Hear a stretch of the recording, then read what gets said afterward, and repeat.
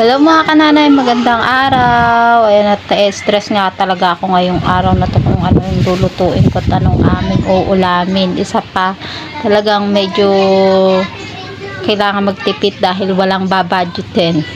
Kailangan mag-budget kahit walang iba-budget eh. Kaya, ayan, at natanaw ko nga yung malunggay. Ayan, naisipan ko na abraw na lang ng ating o magbinagoongan na lang tayo ng dahon ng malunggay. Kaya ayan, at nakahanda na nga yung aking iluluto, kaya magsimula na rin tayong mag-intindi ng ating lulutuin. Ayan mga kananay, at naghiwa na ako ng kamatis dito sa kalderong may tubig at isasalang na natin ito.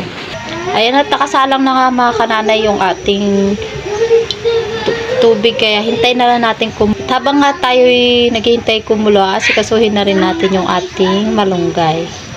Kaya tatakpan lang natin mga kananay. At ayan mga kananay, kumukulo na nga yung ating tubig, kaya lalagyan na natin ng bagoong.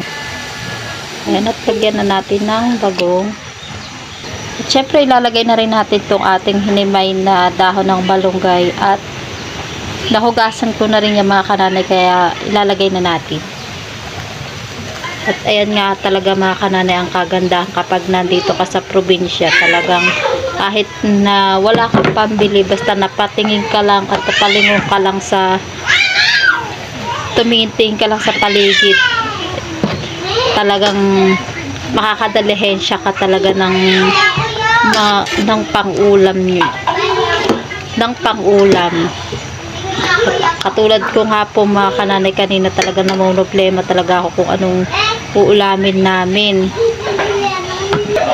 Tapos sakto naman na napatingin ako do sa puno ng malunggay na ang gaganda na ng mga dahon niya, kaya ayan, at naisip ko nga talaga na mag-abraw na lang ng dahon ng malunggay.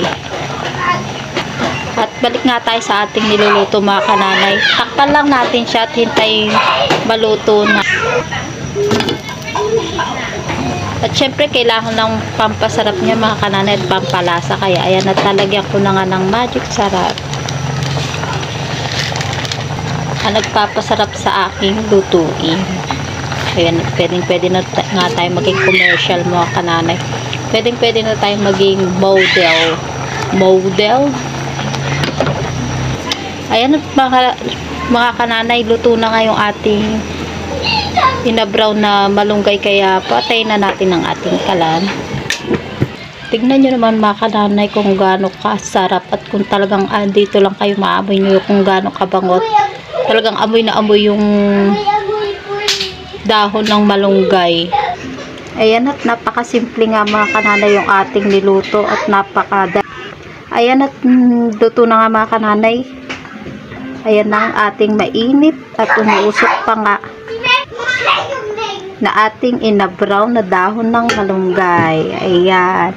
At napakadali at simple nga lang naman talaga itong iluto mga kananay.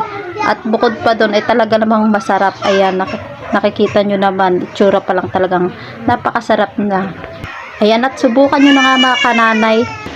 At para nga po sa iba pang mga videos at cooking tutorial at cooking tips, just check my channel and don't forget to like and subscribe. Bye-bye! At kakain na kami mga kananay. Thank you Lord sa mga pagpapala mo.